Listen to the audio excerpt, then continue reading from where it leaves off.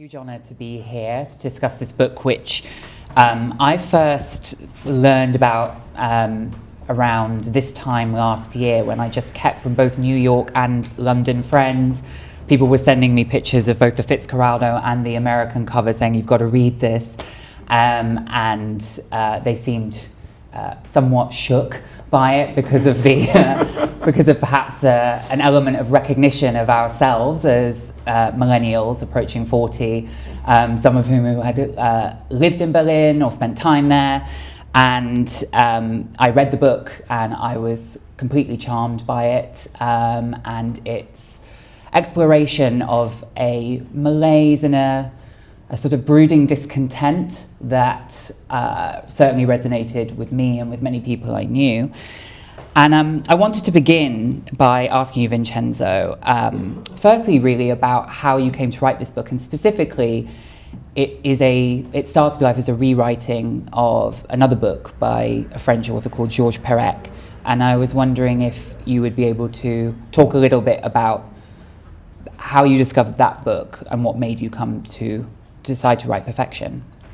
Thank you very much, Shon. Thank you all for being here. It's I'm really, really happy and excited. Thank you, Shon, for agreeing to this event. This place in particular seems fitting, and I think we'll get to that. But yeah, it's so there's two parallel ways that this book came about. One is that for quite a long time I had felt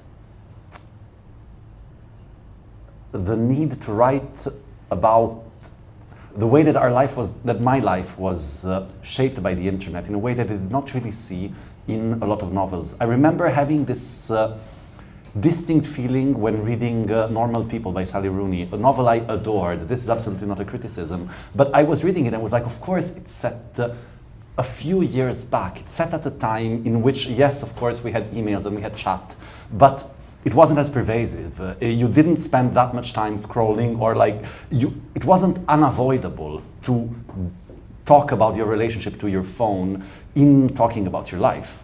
And when wondering about that choice, I was like, well, of course she chose to do that, because it's extremely hard for a novelist to incorporate these tiny, boring details, how a story goes viral, how retweets work and affect you, how all of a sudden one day you decide that you need a certain plant or a certain way of cooking something just because you've seen online and you don't even know where this notion came from. And all these things seemed important to me, not important in the way that the genocide in Gaza is important, but they seemed to be crucial in understanding how I was, how my day-to-day life was. Why all of a sudden was everyone talking about polyamory, whereas the word was completely unknown, at least to me, just a few months before.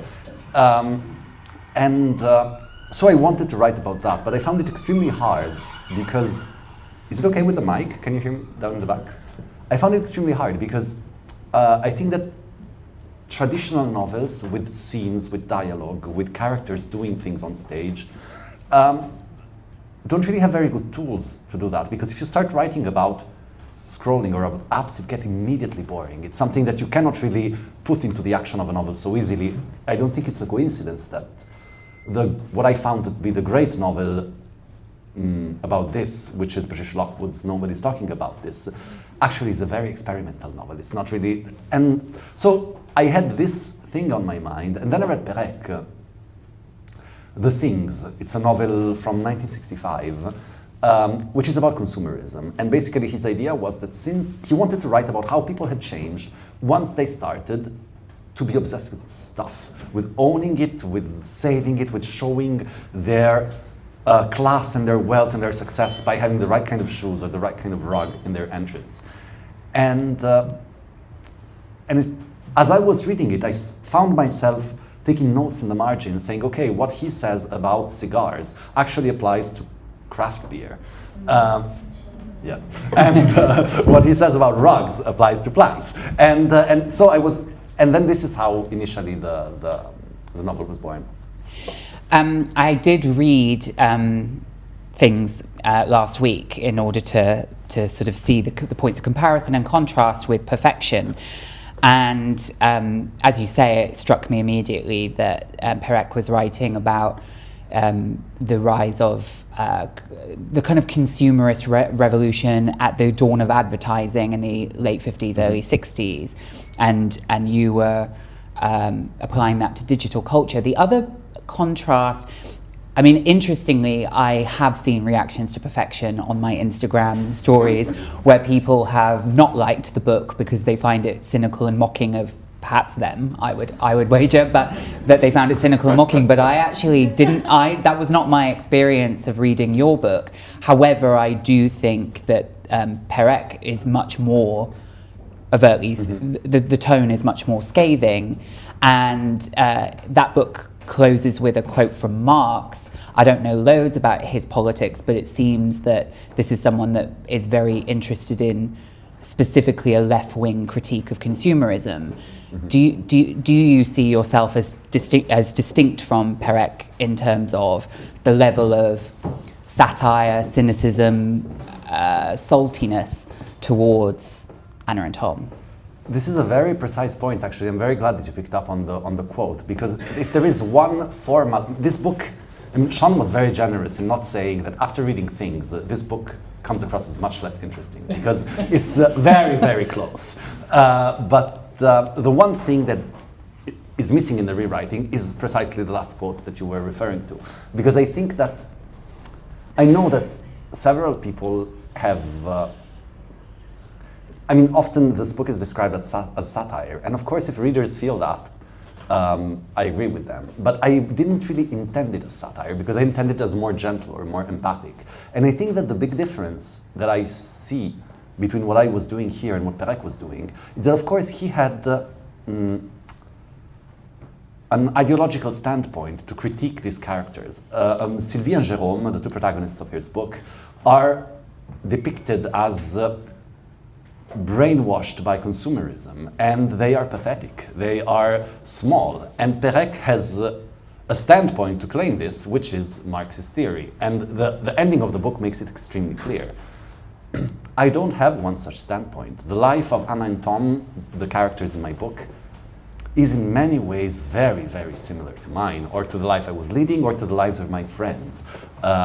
And of course one can make fun of one's friends or of oneself, but I wouldn't characterize it as satire. I don't really have a word for that except a notion I have, and it's not a really precise equivalence, but sometimes I feel in terms of an impression that you make of a friend that you love that has some funny habits, and you can make like a loving imitation of this, but it's not a satire. You're just making loving fun of your friend. And this is the way that I kind of imagined what I was doing.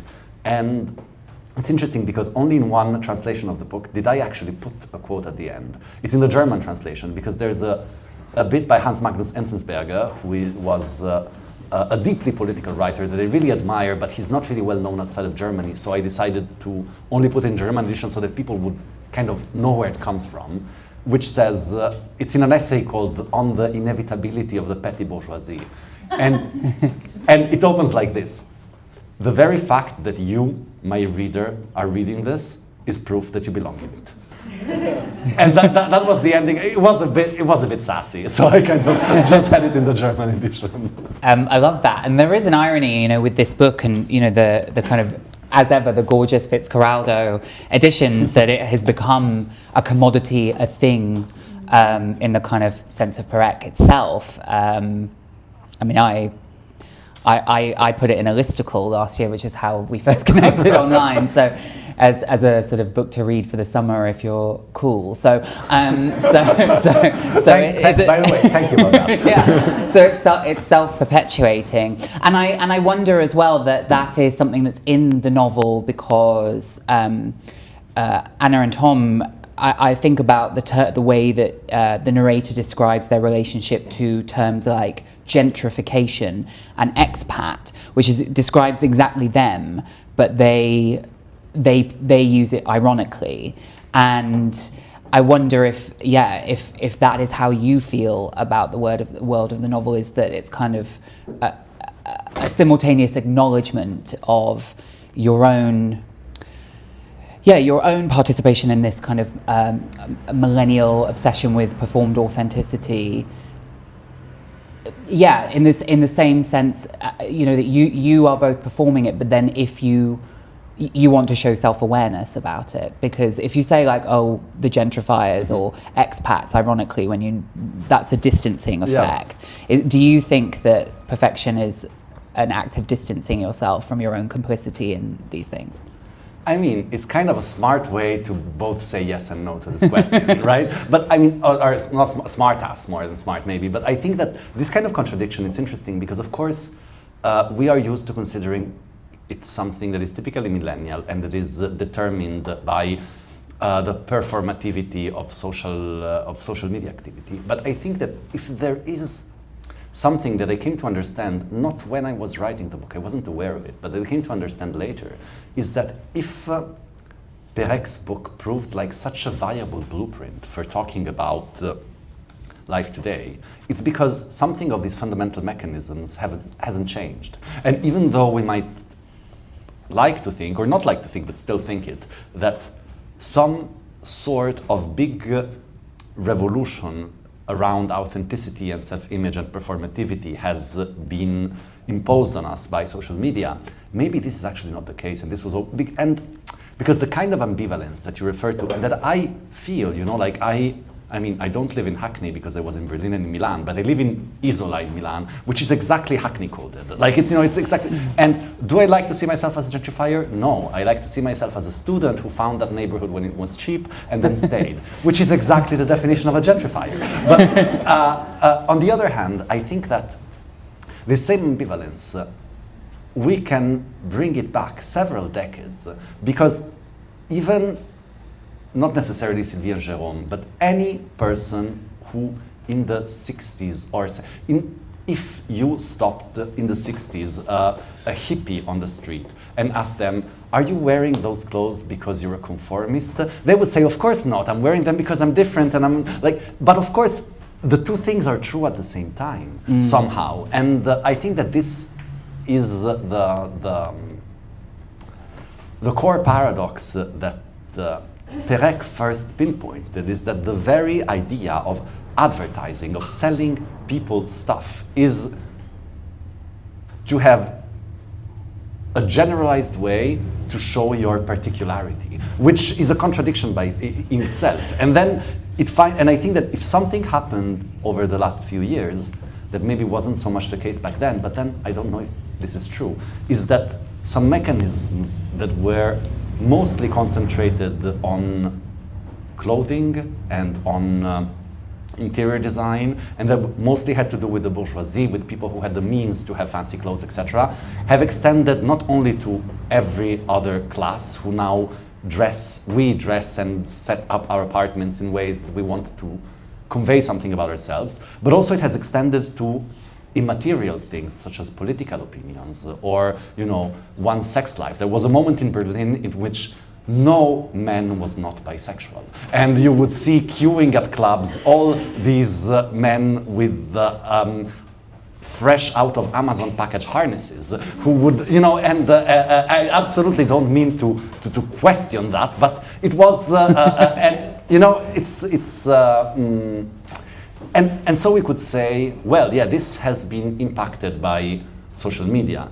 But then, do I feel that all of the people who were part of the 1968 protests in Italy, my parents included, were none of them performative? All the people who preached free love were like, so I don't know, I think that maybe this mechanism has been introduced by consumer culture and has just stayed with us. And we'd like to think it's a recent curse, but actually it's an old one. Thank you. Vincenzo's going to read from part of the novel. Just before that, just to outline, we're going to speak for another half an hour after the reading, and then I will open up to questions from the floor. So we'll have about 15 minutes. So if you start thinking now, so that we don't have the lengthy pause for the first question, that would be great. Thank you. This is actually very apt, because one of the things to which this mechanism of, yes, I'll use the word performativity, you all know what I mean. I hate it myself, as I hate the word gentrification, as I hate the word expat. why. But like one of the things, it extended to food. And when had it started? At university, they hadn't given much thought to food. They could whip up a few family favorites, but mostly they ate fast food or sandwiches. The pinnacle of culinary talent was knowing how to feed the 8 or so course mates who would meet up on Sunday for study sessions. A big pot of soup, curry, spaghetti, salty, stodgy meals, high in calories, and all the same reddish-brown color. They would serve them on mismatched blue and pistachio IKEA plates. The portions were always very generous. They cringed to think of it now. Their screens had unlocked a whole world of differences they hadn't even known existed. Dark bluish-green kale and shiny emerald avocados would leap out against white enamel plates with a blue trim, or light gray handmade ceramic bowls garnished with pomegranate seeds and flecks of balsamic vinegar. The matte finish of a slate slab would be beautifully set off bright curls of fresh cheese, sprinkled with herbs and hulled grapes. The dishes would include a scattering of seeds, studded swirls of sauce, and little pearls of reduction. Vegetables would be stir-fried in a carbon steel pan that was later wiped with grapeseed oil, never washed. Risottos simmered not in an ancient pressure cooker, but in a heavy-bottomed sauteuse. Soups and stews demanded the very particular thermal qualities of clay terrines and cast iron casseroles. Seeds would be toasted, sauces blended at least partly for creaminess. Kohlrabi and trombetta zucchini and greenish-yellow heirloom tomatoes would be sliced into impossibly thin slivers or rustic chunks on thick butcher's block.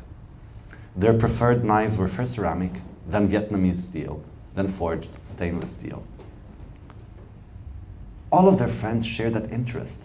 Mysteriously enough, they had discovered homemade fermentation kits, 5 roasted cauliflower and umami at exactly the same time. As they had grown older, the nights out, drug-hazed nights spent sandwiched between tourists, had been gradually replaced by lazy lunches on summer afternoons or candlelit dinners behind frost-covered window panes. On those occasions, reclaimed wooden tables would be laid with raw cotton tablecloths and tin or amber glass plates, filled with elaborate salads sprinkled with seeds and fruit, quinoa and fava beans, or seasonal roasted root vegetables with ginger and sumac. Wedges of chèvre would gleam beneath a glass cheese dome. IPAs from microbreweries would slosh in earthen steins, while the spent yeast sedimented from the natural wine would sit at the bottom of their stem glasses. The most striking dishes would be photographed, tagged, and shared. Those images would then travel to the other end of the planet, bouncing along in low Earth orbit, or speeding across ocean ridges, reaching the screens of their peers in Lyon, Helsinki, and Valencia, who would then look at them for a moment, entertained by the differences, before pressing a keyboard shortcut, etched into their muscle memory, and getting back to work, at a cafe, with decent Wi-Fi, daily specials on a blackboard, and sprawling aloe plants. An egg became more famous than the Pope. A highly contagious virus raged through West Africa. A billionaire poured a bucket of ice on his head. A fashion brand exploited East Asian sweatshop workers. 2 African Americans were killed by the police. A plane vanished en route to Beijing. A woman was beautiful. An apartment full of plants was beautiful. A vegan quiche was beautiful. A child needed money for chemo. Time disappeared. Thank you.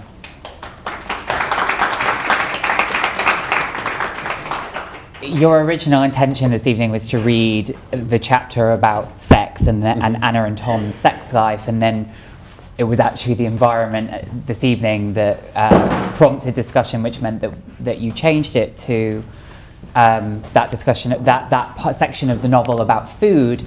But in a way, food and sex, especially in this novel, the purpose that they serve or the illustrative point they make are the same, which is about desire and about pleasure, and who are we experiencing pleasure for.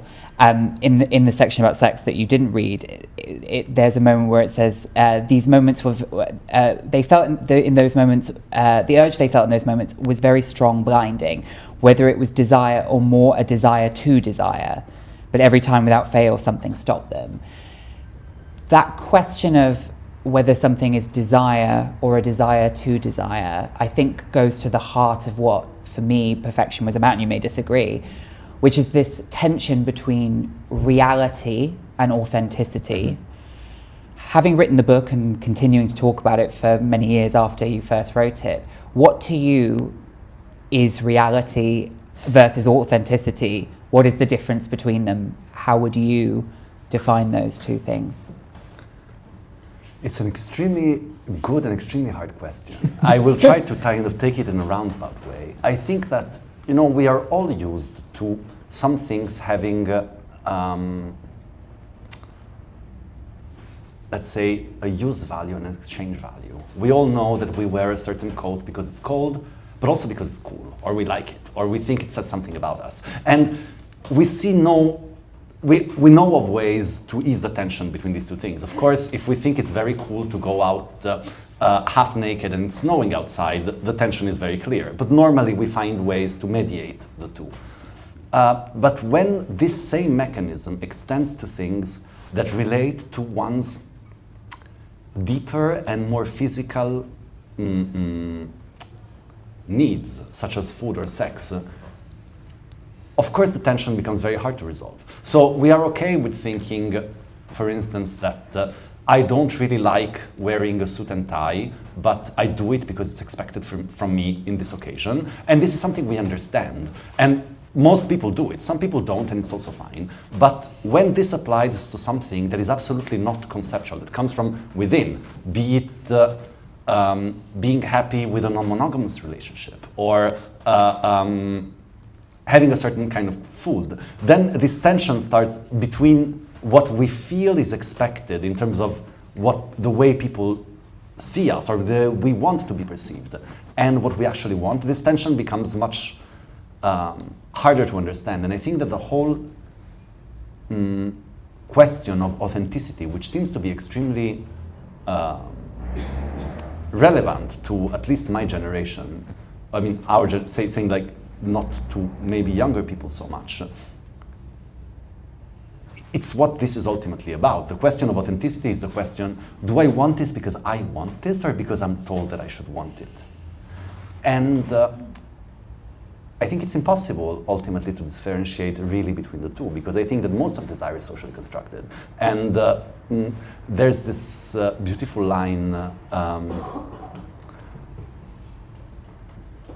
oh my God, I'm having a lapse of memory. William James, the psychologist, about how happiness and motivation, force of will is also a social construct. So this is the reason why it's easier to go to war than to stop smoking. And I think that this kind of applies, this is what I was trying to get to. It's very hard to talk about because the moment you break it down like this, it's too schematic. It's not so square as that, but I think this is what I was trying to get to. Thank you. One thing that this isn't an original thought of mine, I actually saw it on Reddit, lol. But someone sort of pointed out that some of the descriptions in Imperfection could almost have a similar structure to the openings of big 19th century novels, the descriptions of things, but where the difference is that they are used to set up bigger scenes, whereas the description is the essence of the plot in Perfection. And I read that a while ago, and I've been thinking about it because as we're talking this evening, there is this idea that, as you touched on earlier, that it's a modern problem that we are seeking for meaning, and that we are adopting conformism. And being conformist even when we think we're not. And I was thinking about something like a book like Middlemarch, where a character like Dorothea actually is deeply consumed with other people's external perception of her, and we tend to problematize it as a modern problem because of social media, the idea of a panopticon and the invisible audience inside your own head, or a fantasy audience. Do you think, I wonder what your thoughts are about that, whether or not you think that there is an extent to which this is just a perennial human problem. Yes, absolutely. It's very and it took me a while to, it's like an extremely good insight, because it took me a long time to actually realize that what I was trying to come to terms with in the book is also the fact that I think that conformism is a very much okay part of human nature. And I think that, you know, if you, and we, I mean, so if, as you said, the tension in this book, or in Perec's book for this matter, is between conformism and one's need to see oneself or to be seen as different. The problem is in the second part, not in the first part. Like, and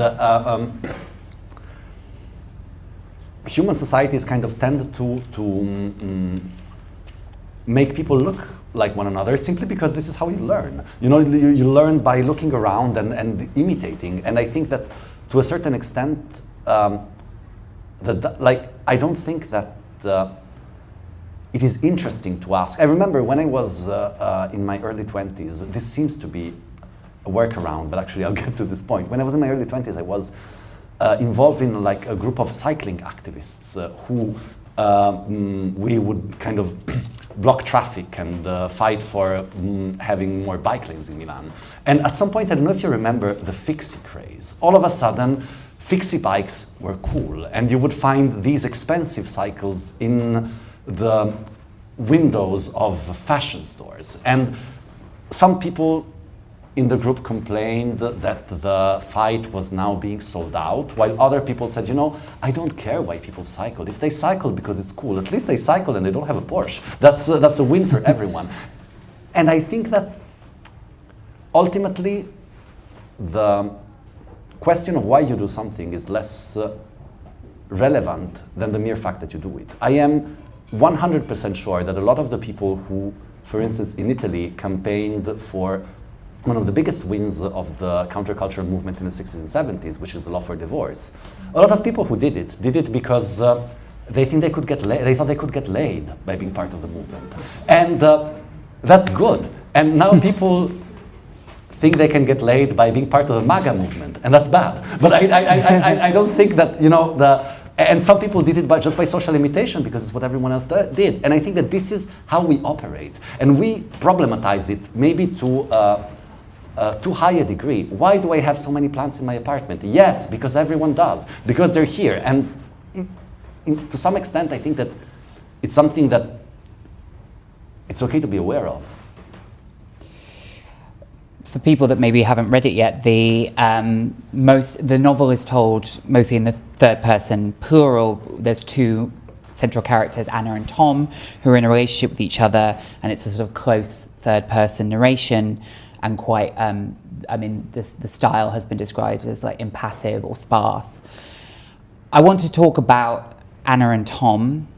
I would say that they are certainly characterized and presented to us as a unit, not heavily distinguished from one another. There is an argument that I suppose to be made that there's a reflection there that they are that they serve a narrative purpose, that a couple does things that a single person couldn't. I also wonder, on a more naturalistic point, if you were trying to evoke the specificity of couples that are together from their early 20s and are a bit codependent and weird. Because we all know those. So yeah, I'm wondering what the unit of Anna and Tom and the way that they're written allowed you to do, what its limitations were, and what you were, why you were interested in obviously Perec did it too, but what appealed to you about that? This is a big topic. It's a very good question. I have a lot to say. So the first thing about the weird codependency, this is interesting because as I was writing, especially the sex, like I have a very hard time judging their relationship. As I was writing the sex chapter, which at some point has a sentence that says the sex was infrequent and bad, or at least that's what they thought. I remember I was copy-pasting bits of it and sending them to my ex-boyfriend saying, I'm writing the nightmare of heterosexuality. But then I've had several people come to me and say, they have such a good relationship, you know, after so many years. They're really well together, and I don't think it's a misreading. I think this is also true. And I cannot form an easy judgment in this respect because I see both truths somehow. But on the other hand, I think that this is going to come across as very abstract. But I think that with a novel like this, when I was starting writing it, it was, I really was aware of the risk of a reader dismissing this as characters you couldn't feel empathy for, characters that were just too superficial and too fixated on you know, unimportant things.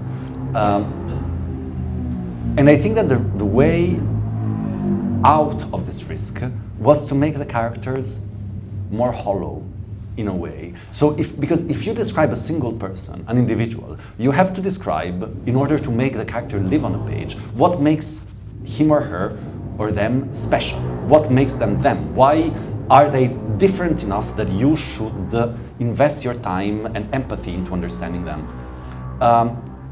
And this didn't work, because if I had to make them individual, they would be boring individuals. Because the truth is that they are kind of very normal people. There's nothing very much special about them. Whereas, if you write about a collective, be it a couple, be it a political collective, if you only write about them in the plural, you can only write the things that they have in common, the things that they share.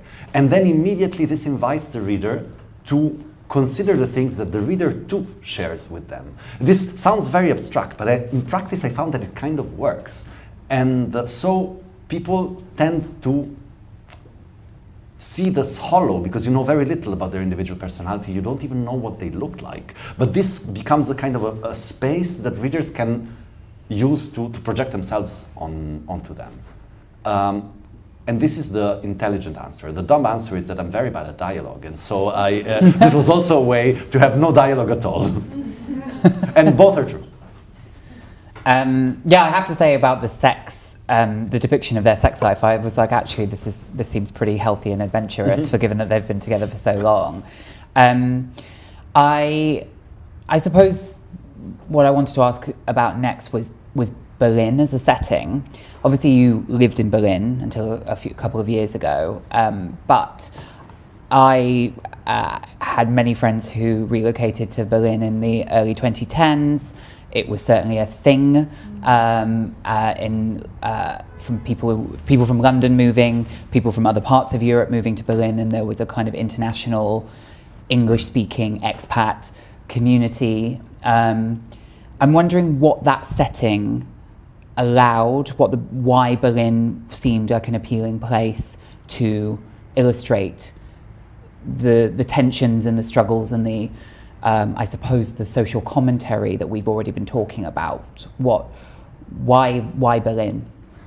Well, it's interesting because it also it almost happened out of spite. I think that there was a time in which I was living in Berlin for quite a long time, and I had published in Italy a novel a novel about ambition and real estate speculations and betrayals. It was a novel of a story of two friends over more than a decade. And since it came out in Italian, but since I was in Germany, I was like I didn't have an agent then, and I was really pushing it to German publishers whom I met at parties, or like just because it was really important for me to be translated. And I remember all of them turned it down. And one of them I actually had a coffee with and a chat, and he said, well, the book is good, but for a German reader to imagine, this is not the kind of story you expect in Italy. In Italy, this we would imagine set in New York or in London or in Frankfurt. However, one of the characters came from Venice, and sometimes he went back and discussed with his father, and there was this Venetian backdrop.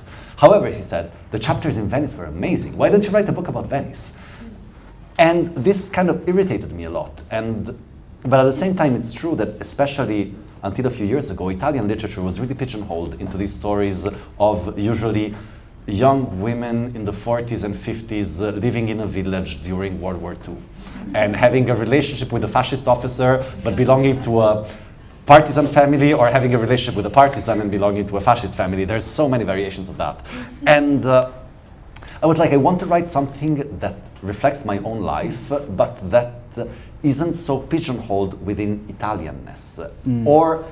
And I want, because I felt more European than Italian. And I felt that Berlin, what you were saying about Berlin, that we all know somebody who went, or we thought about going and didn't. I think that in many ways this was, also because this happened before Brexit, this was a pan-European experience. I think that this is something that everyone in our generation who grew up in Europe has felt and has shared. And I felt that it was important to memorialize it in a way, because there were a lot of novels were being written about Berlin, one of them by my very close friend Lauren Euler, but most of them in the US or in Germany.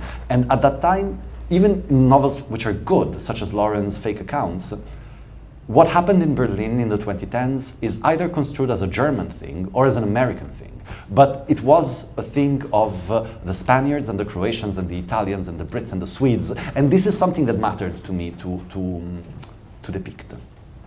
Yeah, there's that. Sorry, I got emphatic because it matters. One of the, I think, most uncomfortable parts of the book for me was the chapter where Anna and Tom attempt to engage in one of their ways that they try to sate perhaps the inner void is to engage in political activism in the wake of the migration crisis in the mid-2010s, and particularly Angela Merkel's decision, which obviously is historical fact, to allow 1 million Syrian refugees into Germany.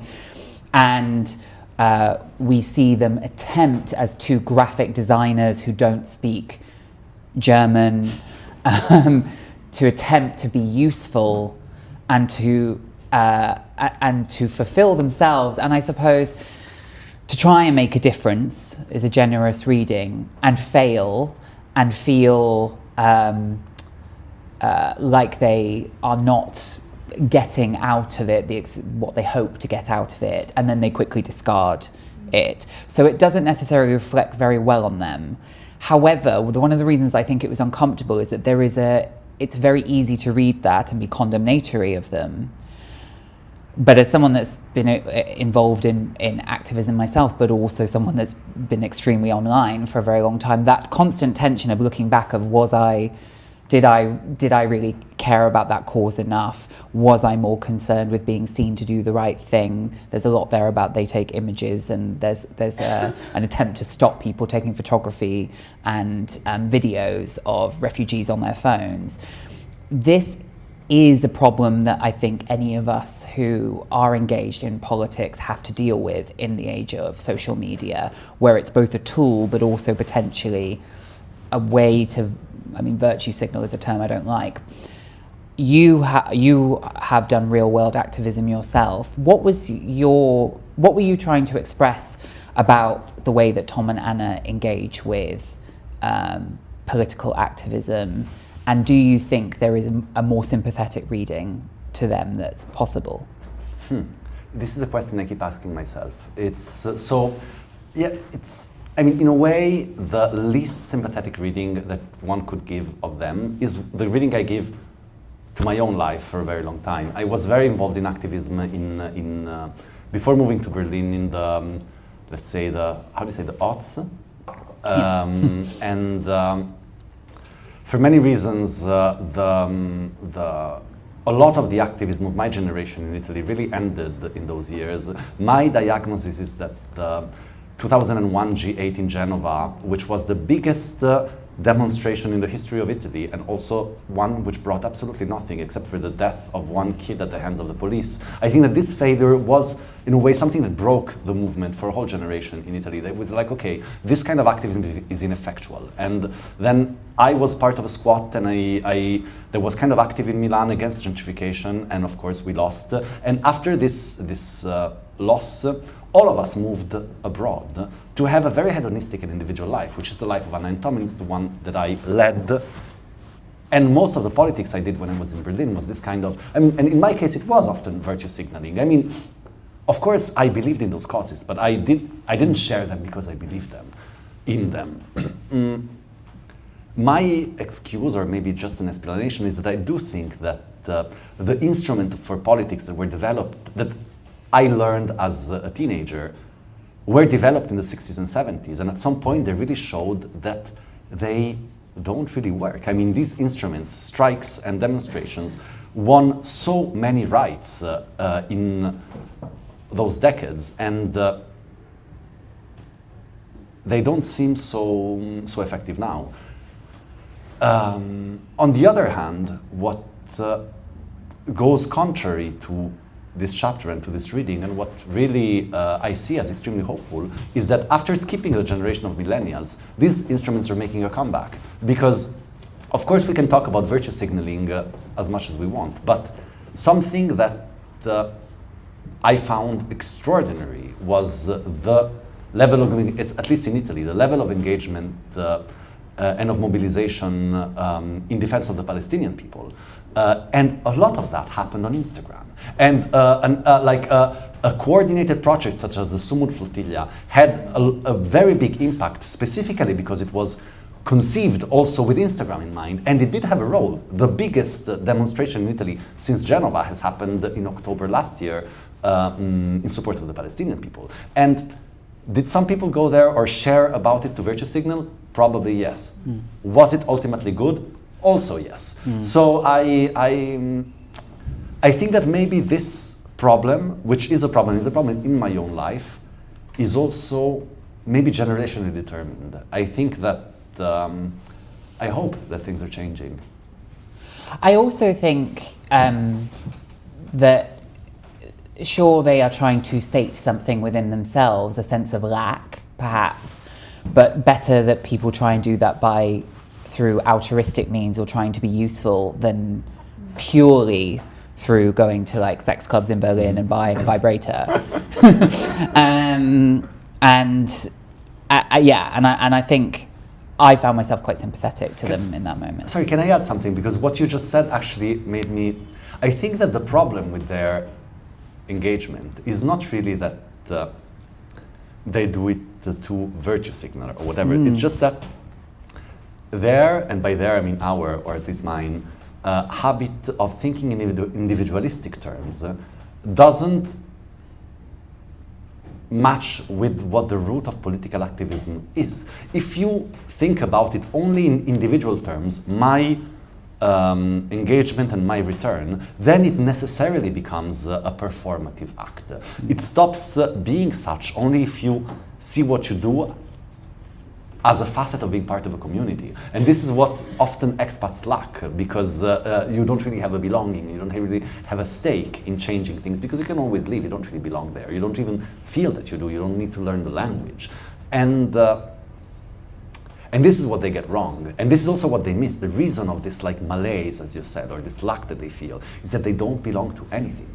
Not a political movement, not a religion, not a union, and this is ultimately what they lack. Thank you. When you were talking there, I was reminded that when we first started speaking about this event, you said that someone in your publishing team, or maybe your agent, had joked that because of the runaway success of this book, particularly in English, it could be, there was a chance it could be selected by someone like Barack Obama, and the irony of that. And it left me wondering how you'd feel about that. But I suppose that leads me to one of the last, and then I've got one more question, then I'm going to open it up to the floor. It pains me to say this as someone that is not yet 40 but approaching it, is that this book is historical fiction about my 20s. I really do think it is. Thank because you. This is, and genuinely, because I think what I noticed as someone that is a similar age to you was that a lot of the historical references, someone 10 years younger than us would have to look them up. I knew every Twitter storm that you referenced, and I was there, and so there is a sort of like sense, particularly now that this book has broken the banks of probably a distinct cohort in terms of age that it was intended for, written by, obviously. And I'm just wondering, if we look at it through that lens, that it is a historical artifact, or it's documenting a period of time that no longer exists, what do you think has changed. Dare I ask, if someone were writing Perec for 2026, what do you think? What would you observe has changed about people's relationship to objects, things, and authenticity in the time since this book is set? Yeah, it's something I think about a lot. I think that also to look back to what you were saying about description, there's a beautiful definition of description that Milan Kundera gave, which is, he said, description is an act of compassion for the ephemeral. And I think that, I really feel that. I think that in some ways, not only did they want, as I said at the beginning, to write a story that was about the way that the social media or the internet had like changed our life, but also I wanted it to remain. I saw, you know, like so many things, so many Twitter storms, they mattered to us as they were happening. And I felt that it was right to give them some place, even though, you know, they just like, and I'm aware of how pathetic this comparison is, but just like, you know, Balzac wanted to memorialize what it felt to be at a certain opera at that time. I think that being on Twitter in those years is one of the things that like defined, or more specifically, I think that growing up together with the internet is something that really defined our generation. I remember when you could first open a Facebook account, when photograph sharing started happening. And before, I remember when it was just about personal websites with lists of songs that you could download. These things mattered, at least to the distinct small set of people who lived then. And memorializing, so having this kind of historicization was important to me because I felt that this period was over. And well, how is it different? I think that, you know, I wrote this book during the pandemic, and even though the world had already changed by then, I think that we weren't fully, at least I wasn't fully aware of it. We felt that the pandemic was a suspension of normalcy, just as we felt that the Trump presidency was a blip, or like, just as I felt that Brexit was a blip, was something that would be reversed. This is not how history was supposed to be. There was, if you think about it, in the 2010s, such an incredible optimism around technology, for instance. When we spoke about Californian startups, the most immediate association was the counterculture, not the technocratic fascism as we do today.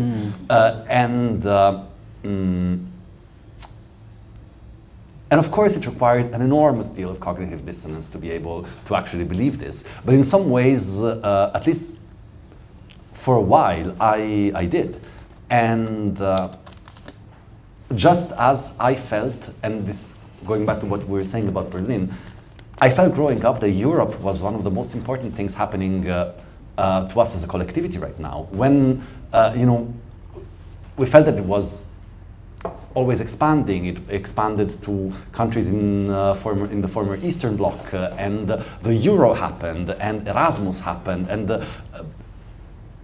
this felt to be the direction of history. And I think that this certainty was something that characterized those years, or this, maybe not certainty, but this feeling. And now this is completely, drastically over. And I think that the reason why this reads like historical fiction is that it happens at a time that in many respects was so naive, so incredibly naive. And then, you know, since the book came out, the invasion of Ukraine happened, and the genocide in Gaza happened, and this new Trump presidency happened, and now the war in Iran. And it's hard to think about the fact that for a while, the biggest political problem was, should we watch movies by Woody Allen? Yeah, that's, so I don't know how this would be today. I think it would be much darker. Maybe it wouldn't be, yeah, it would be really dark. Sorry, this is not a nice way to close the evening. I've got the final question I just wanted to ask about was translation, because you are a translator yourself, so I feel like it would be remiss of me to exclude mention of Sophie Hughes, who translated this book into English. You translate into Italian. I'm wondering, just as an author myself, that I've discussed my books in countries where they've been translated into the language that's not my own. You speak English, that's the difference. I'm British, so obviously I speak nothing. But I'm wondering, given the sort of huge success in the past year in particular of the book in the US and the UK markets, how you've experienced being translated, what you feel Sophie's approach brought to the translation itself, and what it's like as an author having to talk about your work often now to audiences and readers who are experiencing it in translation. I'm very glad that you mentioned this, because yes, Sophie Hughes has done an incredible job. So much so that, I think that one of the reasons why the book was so well received in English, better than in Italian, for instance, also has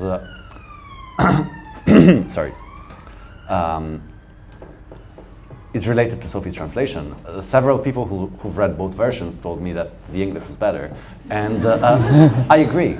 I think that, it's strange, because we today are used to thinking that translations tend to be generally inferior, that we like to think of translation in terms of lost in translation, but that's not necessarily the only way to see it. I was very fascinated by when I in my studies I studied this a bit, and for instance, the German Romantic philosophy of translation was the opposite. Their idea was that you have an idea for a book, and you happen to be British, so you write this perfect book couched in what happened to you. So you were born there, this is your language. If I translate it, I can kind of sand away the accidentals, the fact that you happened to be born at that time and in that place, so this entered the way that you embody that idea, and return it to some kind of pure ideal. This, of course, sounds like something that a German guy in the early 19th century would say. However, I think there is some truth to that. And Sophie was able to see, and this is also the case when I translated, even though, in Sophie's case, there was really a collaboration, and so I encouraged her to go this way, and she was really, really good in doing it so, because normally as a translator you don't do it. But when you translate, you enter the text through a different door. You're not the author, but you're also not the reader. You're a little bit of both. And sometimes you kind of can glimpse what it wants to do much better than the author, him or herself. And this was the case in Sophie's case. So she suggested a lot of edits or trims or polishes that I hadn't seen, but that were clearly much more true to the intention and the idea of the book than what I myself had written. So it was a kind of ultimate editing process somehow. And it was incredible to watch. I'm trying to somehow incorporate this into the editing and writing of my new book, because it was such a transformative experience for me. Thank you. Thank you for answering all of my questions and being so generous in your answers. We're going to take a few questions from the audience, if that's, yes, we've got one here. There are people putting their hands up. Nice. I will pick, and I can also, if it doesn't translate fully, I can amplify the question. We'll start here. Thank you. Thank you. Yeah, this was great. So thank you so much. And sorry to bring it back to techno-fascism, but because your book is so great at depicting a specific moment in time that starts with hopefulness and opportunity, and then it kind of moves to normalcy and disillusionment. I'm going to try not to spoil it, but there's an element of retreat as a solution from the characters. And what I wonder now, given the conversation that we've just had, is about your relationship with social media and where you see it going in the future, perhaps. Not just you, but as a mirror to society, as you've been able to describe so well in the book.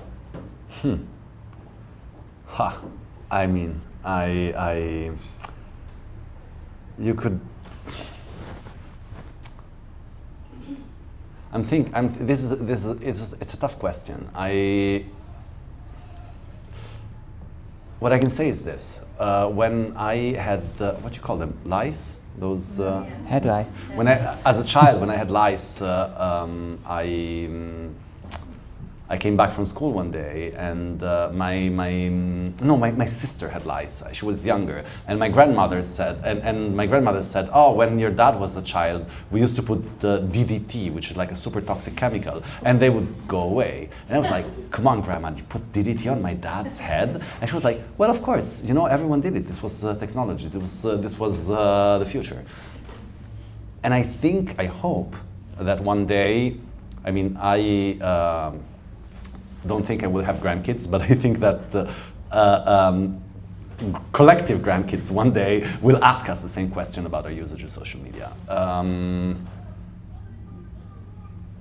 I don't know how to get there, and I mean, I was kind of glad that this terrible thing happened to Twitter. I'll still call it like that, so that at least I could get that out of my system. But I still miss it, don't you, Shon?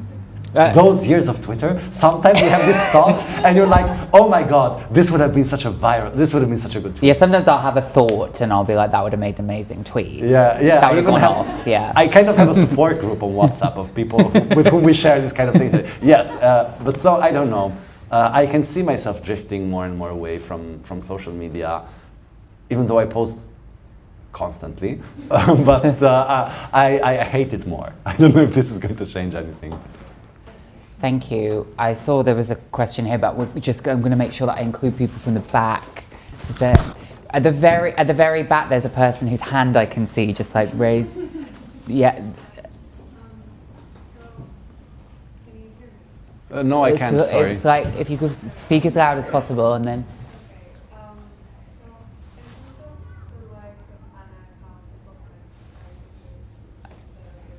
Sorry, maybe you should come more to the front. I'm sorry, I cannot really hear you.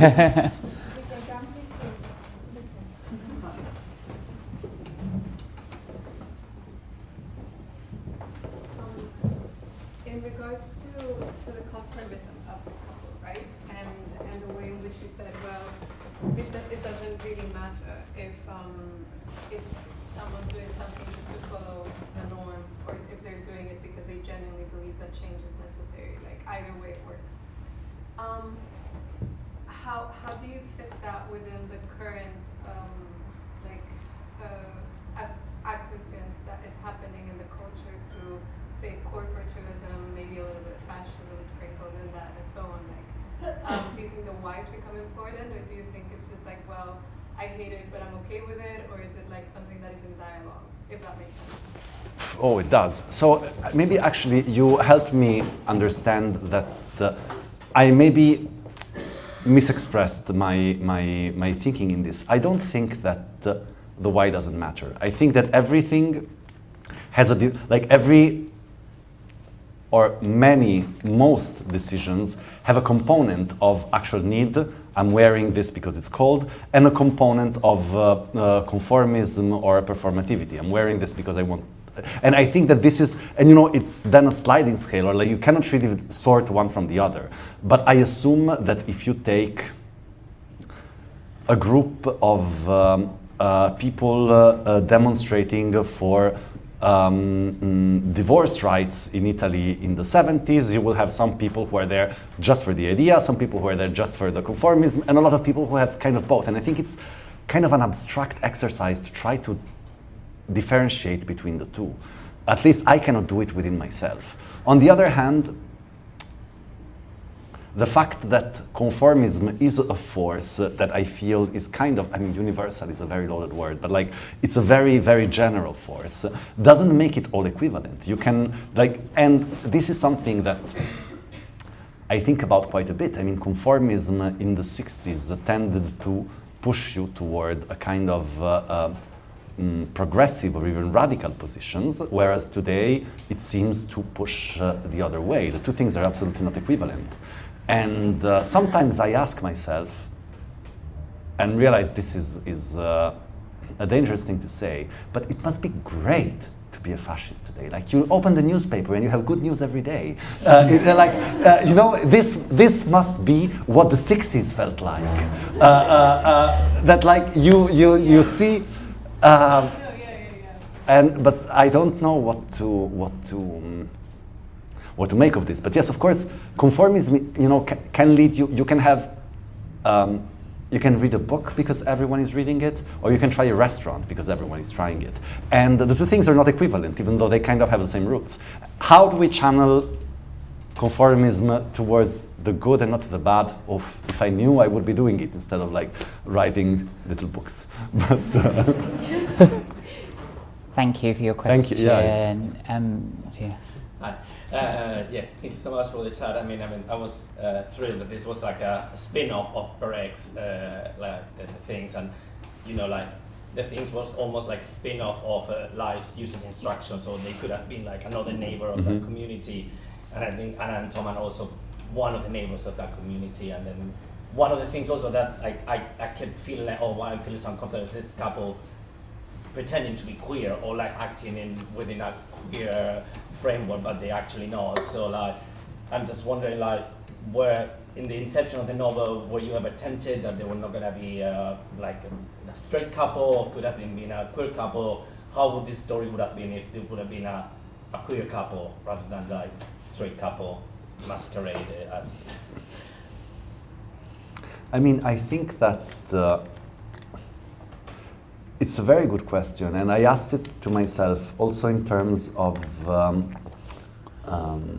their origin and their race. Like, you know, the origin and the race is not specified, but you know that they are from, I mean, not a privileged background relatively to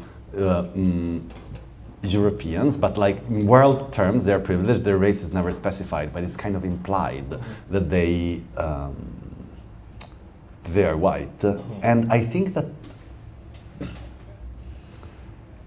at least I can just talk about my own experience here, but I think that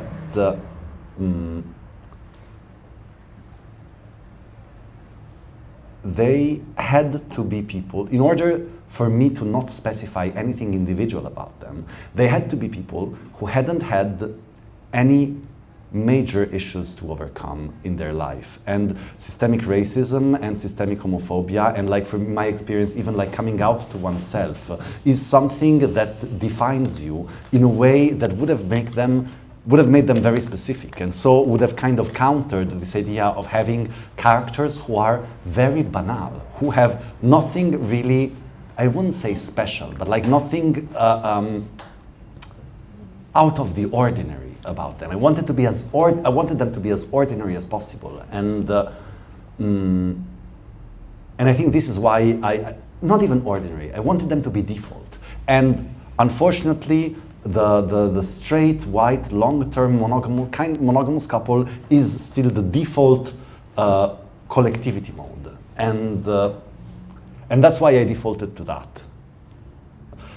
It's I mean, I second-guessed this thing myself quite a bit, and I'm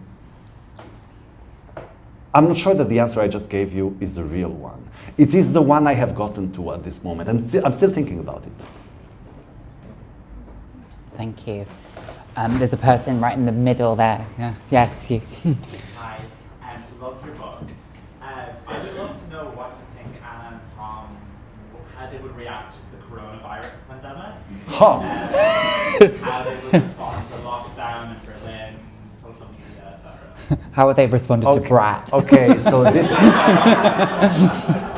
this is going to be a big spoiler moment. I am very much in favor of spoilers in general. I think that, so the book ends on them, again, once again about privilege. They kind of want to leave Berlin, they're unhappy in this life, they cannot really, they try and they're not really satisfied anywhere. And then of course they inherit, because this was the most obvious surprise that could happen to them. This kind of people eventually inherit. And they inherit a beautiful farmhouse near the non-specified Mediterranean seaside. And this seems to be a very positive ending. But I tried to poison people in it because, I mean, not many people noticed, which is clearly on me and not on them, because I should have made it more clear. But the book has no dates. You can date it because, of course, you know, when the Merkel's decision to accept Syrian immigrants happened, or when a certain post went viral. But there are no explicit dates except for one. The end of the book, when they start this luxury Airbnb in this property that they inherited, happens to be towards the end of 2019. And it seems to end on a positive note. They have it sorted out, they have this beautiful house, influencers came and posted about it, it's going to be great. Of course, the coronavirus pandemic is going to happen very, very soon, and the hospitality industry, especially a fledgling business such as theirs, has been impacted extremely violently by it. I didn't want them to have an easy way out. I mean, I don't know. I think that I mean, Sequel. sorry. Sequel. Well.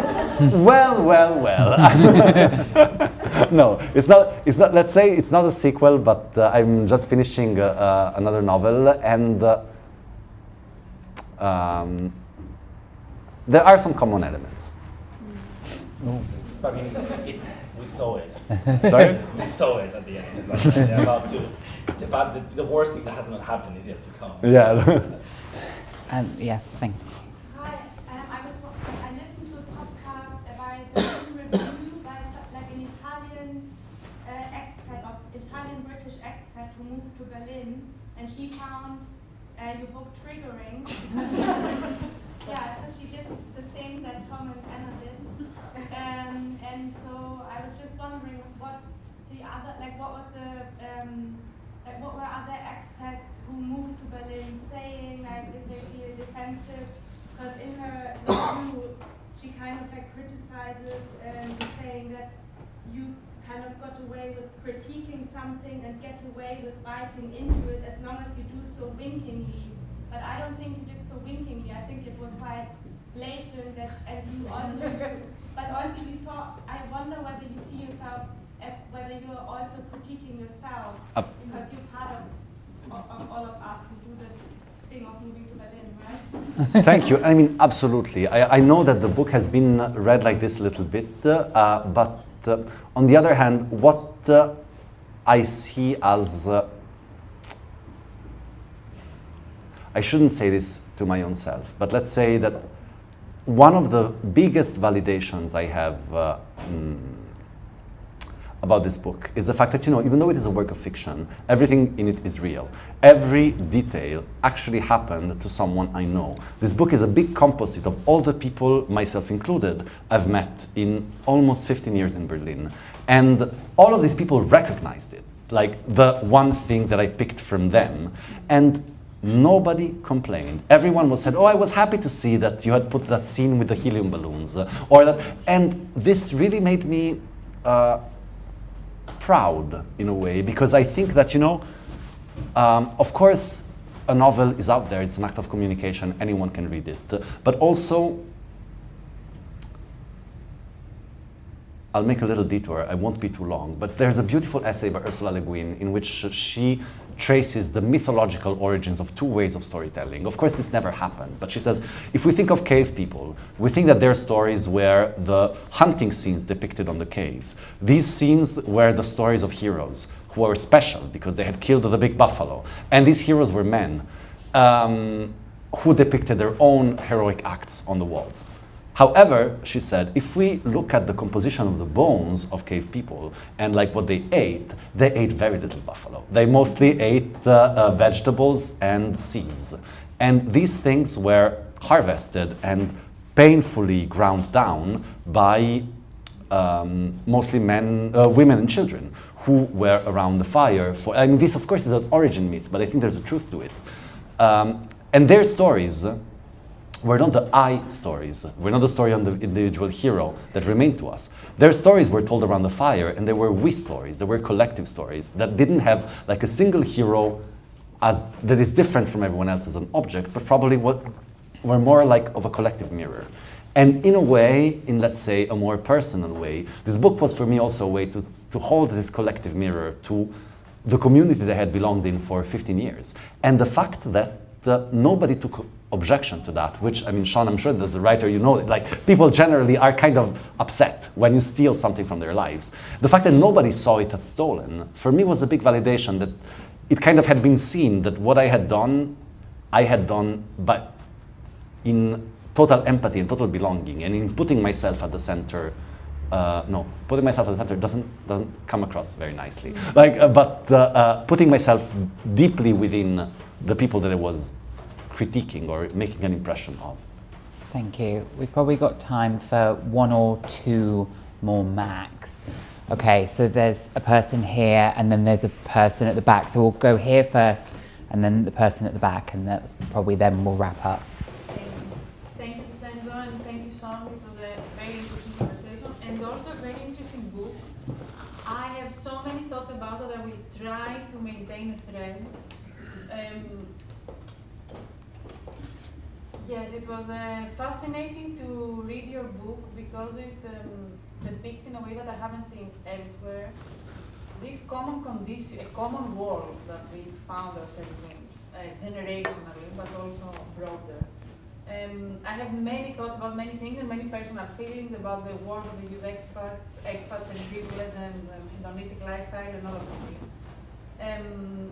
So I'm not sure where to start from, but I think I will say that I sort of disagree with the fact that they're not particularly privileged, even if I'm also bored, as I'm sure many of us are, about very simplistic readings of who is privileged and what counts as privilege, etc., etc. But I would argue that even the fact that they find themselves in Berlin, even the condition of being an expat and not a migrant is an already privileged one, because you can see the inheritance coming. And you can see definitely. the safety net that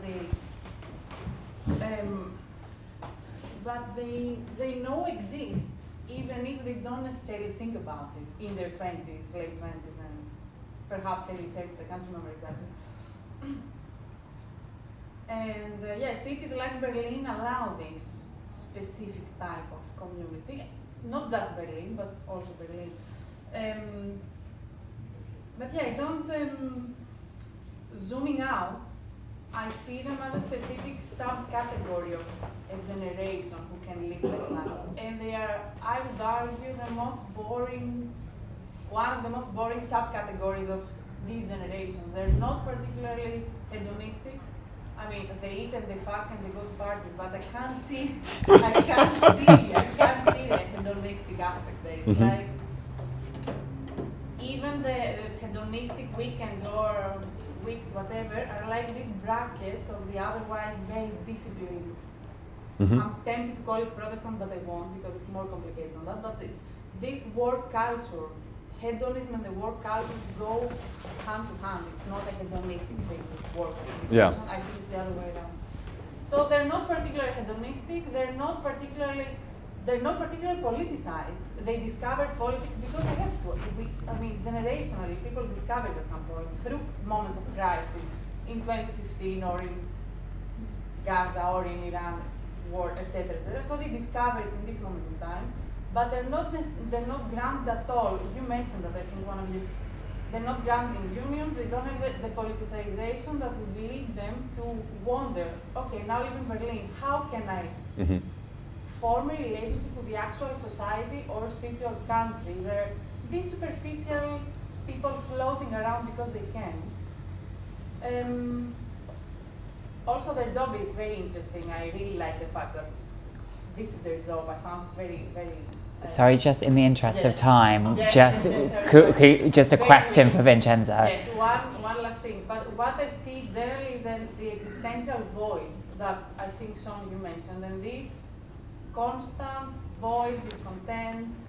It's like they inherited scripts from their parents, families, etc., that don't exist anymore, but they haven't replaced them with anything else.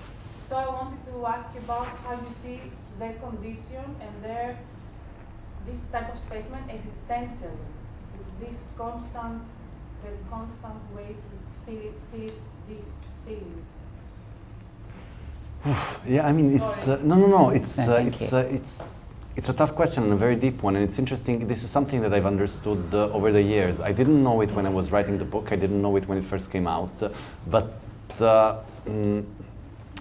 I think that over time I've come to see their, let's say, existential condition as determined by loneliness. I think not loneliness in that they don't have friends, but they don't belong to anything, and in a way, they are like the life as it has been taught to them, and by them I could also refer to myself, especially in the last part of my life, does not involve belonging in anything. And like everything in their life is defined in individual terms. Even, I mean, it's interesting how the word community has changed. You know, now we talk about the Apple community or like the Dua Lipa community. It's something that you can, the Dua Lipa fan, like it's something you can enter and exit at a whim. I find it interesting that, of course, we see this as freedom. It's the freedom of a consumer. You buy a ticket to a concert or you buy a MacBook and you're part of this. But in many ways, one of the deeper sense of community is that it's sticky. It's hard to get in and it's hard to get out. And this actually is one of the reasons for political action. Since it's hard to get out, you might as well invest in changing things because it's not so easy to leave. And expats in this respect are particularly flimsy as a community because all it takes to become an expat is some privilege and an EasyJet ticket. And so I think that this is what they're ultimately mourning. This is the lack that they feel, but of course they don't have the language to articulate it because their language for interpreting the world is an individualistic one. Thank you. As authors, we're all members of the Dua Lipa community, by the way, exactly. because you don't fuck with Dua Lipa. that podcast sells books. Okay, we have one question. I'm afraid it will have to be super succinct just because we're coming up to time. To the discussion that just happened, because I found thank you first of all. It's really interesting to know what is happening with the discussion now. I found them as well like really privileged, as you say, because they're not migrants. They just I found the need. How do you describe it? Is like the desperate need of being different, like trying to escape their country because they're bored, because they want to see something different, something else, because of that nature in human. It's like part of human nature, but at the same time, they go to a new country and they have desperate feeling of belonging. But you see yourself as part of it, but after thinking about it, you understand the naivety, you understand the vanity about it, or not vanity, what is the word? Like you're hoping for something better, but then you understand it might not work. But that's part again of human nature, and it's normal and it's okay. But do you think that maybe in your sequel, would you have Anna and Tom criticize themselves if they don't have the extreme thing that would happen to them, which is a crisis with, I don't know, the pandemic or something? Would you consider themselves as ungrateful maybe? Would they understand the previous kind of question? I mean, so it's not really a sequel. Like it's not like, let's say it picks up on some themes. But no, I understand the question, and I think that what you're talking about is self-awareness. And you know, Anna and Tom aren't really characters. They're more composites in my mind. So whereas normally when I write a novel, I think that this happens to every novelist. You think of your characters, you think of what would they do in this condition, in this situation, how is their past, how is their future. They're people, you talk to them. This didn't really happen with these characters because they were more really like of a collective portrait of myself and of and of people I knew. So it's hard for me to answer this question about them. More generally, I would say that, you know, if you're privileged enough, I think that self-awareness, a bit like empathy, is something that is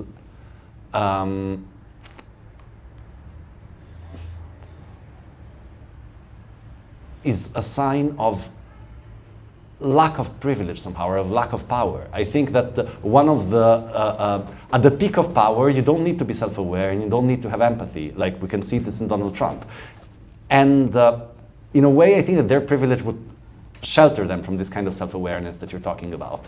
But maybe not. I mean, and the characters I'm writing about have less privilege than that, and so they kind of have more self-awareness. Thank you. We're going to close it there, but Vincenzo's going to be signing books. I never volunteer because sometimes people say he can answer your questions then, but that's hell for an author. But I'm sure if you have a burning desire, there is an opportunity. So it just leaves for me to thank Vincenzo, and yeah, good your thank you, Vincenzo. Thank you so much. Thank you.